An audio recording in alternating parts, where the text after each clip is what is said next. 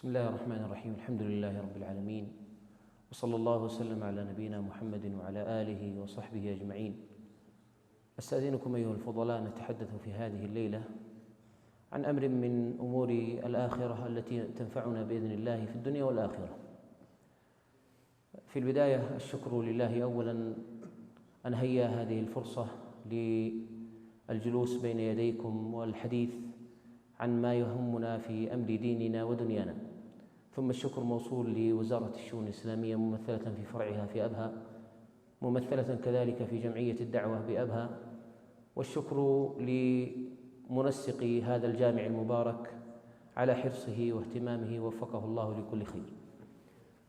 أيها الفضلاء، نتحدث اليوم عن أمر من أهم الأمور التي نتعايشها في حياتنا. فأقول أيها الفضلاء أن أعمال بني آدم تنقسم إلى ثلاثة أقسام. أعمال بني آدم تنقسم إلى ثلاثة أقسام.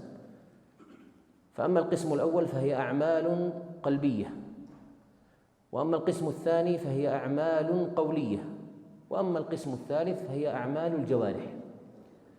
القسم الأول الذي هو الأعمال القلبية الجارحة المختصة به في الجسد هي جارحة القلب، وما يخفى عليكم أهمية هذه الجارحة، وليست محور حديثنا هذه الليلة.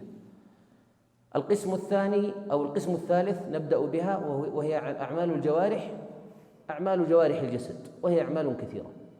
القسم الثاني هي الأعمال القولية، والجارحة المختصة بهذه الأعمال هي جارحة اللسان.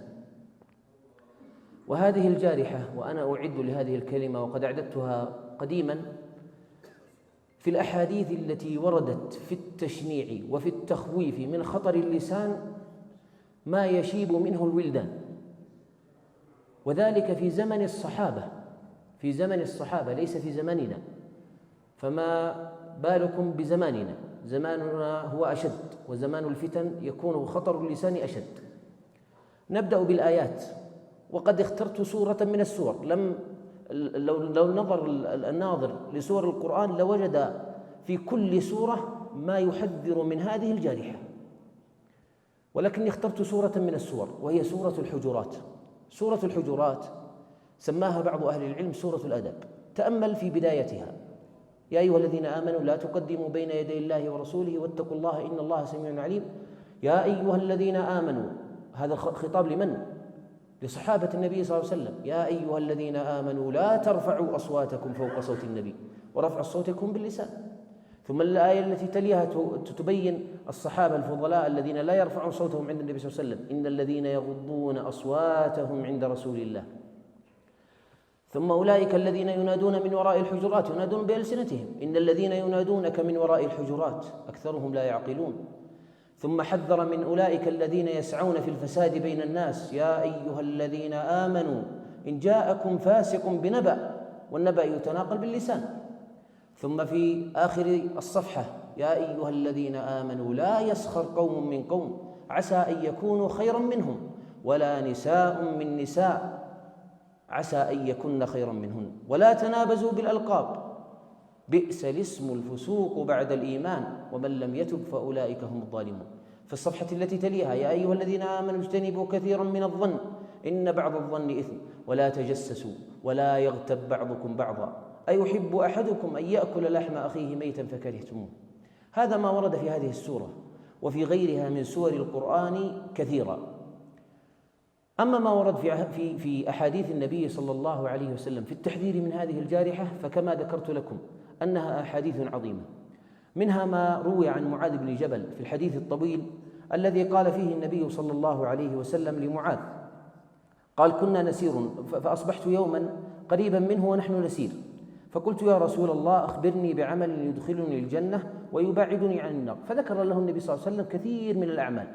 انظر ماذا ختم النبي صلى الله عليه وسلم هذه الأعمال. أحدنا يعمل، يصلي ويصوم ويزكي ويعمل الصالحات، فذكر له النبي صلى الله عليه وسلم الأعمال هذه كلها. قال في آخر الحديث: ألا أخبرك برأس الأمر كله وعموده وذروة سنامه؟ قلت: بلى يا رسول الله. قال: رأس الأمر الإسلام، وعموده الصلاة وذروة سنامه الجهاد. ثم قال النبي صلى الله عليه وسلم بعد ما ذكر له الأعمال الصالحة هذه قال: ألا أخبرك بملاك ذلك كله؟ هذه الأعمال الصالحة ما الذي يملكها؟ ما الذي يجعلك تحافظ عليها؟ أنت عملت الصالحات، ما الذي يجعلك تحافظ عليها؟ قال النبي صلى الله عليه وسلم: أمسك عليك هذا، فأخذ بلسانه قال: كف عليك هذا. فقلت: يا نبي الله، وإنا لمؤاخذون بما نتكلم به إذا جلسنا وتكلمنا، مؤاخذون بهذا الكلام. قال: ثكلتك أمك يا معاذ، وهل يكب الناس في النار على وجوههم أو على مناخرهم إلا حصائد ألسنتهم. هذا من أهم الأحاديث التي وردت في هذا. وكذلك ما ورد عن أبي هريرة رضي الله عنه أن رسول الله صلى الله عليه وسلم قال: أتدرون ما المفلس؟ هذا يشير إلى ما ذكرنا في الحديث الذي قبله. قال: لا أدلكم على ملاك ذلك كله؟ أنك تحافظ على هذا الكنز الذي لديك من الأعمال الصالحة. النبي صلى الله عليه وسلم أصبح يوما يسأل الصحابة قال: أتدرون ما المفلس؟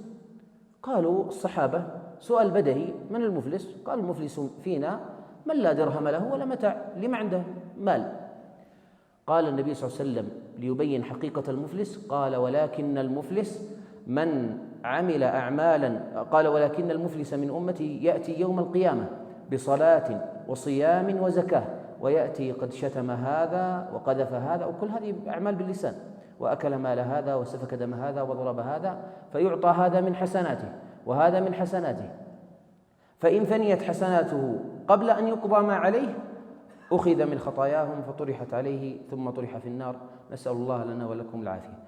من الأحاديث كذلك التي وردت عن النبي صلى الله عليه وسلم في التحذير من اللسان قول النبي صلى الله عليه وسلم: إن العبد لا يتكلم بالكلمة. وهذا والله من الأحاديث التي تجعل الإنسان يكون أحرص على لسانه شديد الحرص. قول النبي صلى الله عليه وسلم: إن العبد لا يتكلم بالكلمة ما يتبين فيها. قال كلمة ما انتبه منها. قال: إن العبد لا يتكلم بالكلمة ما يتبين فيها تزل به في النار أبعد ما بين المشرق والمغرب. وهذا الحديث خطير في التحذير من هذه المسألة.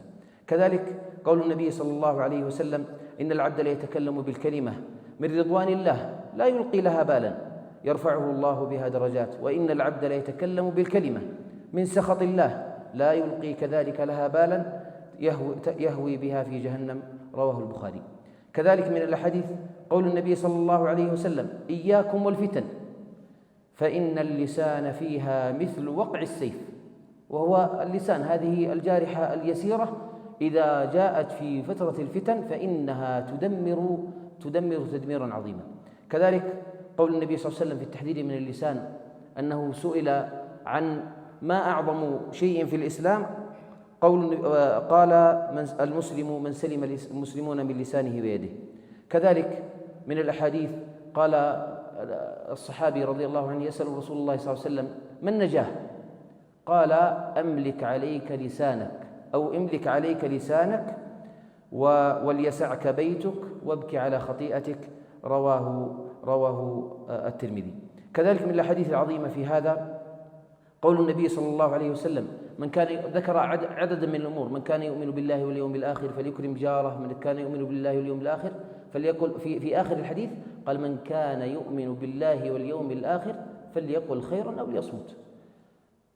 يعني هذه مهمة. ما الذي دعاك للحديث؟ إن سكت فلن تكون مجبورا على الحديث، أما إن تكلمت فإما أن يكون كلامك خطيئة أو حسنة.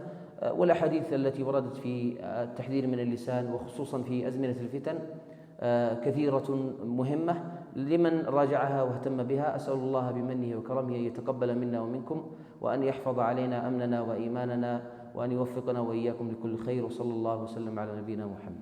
جمعية الدعوة والإرشاد وتوعية الجاليات بأبها، بالدعوة نحيا.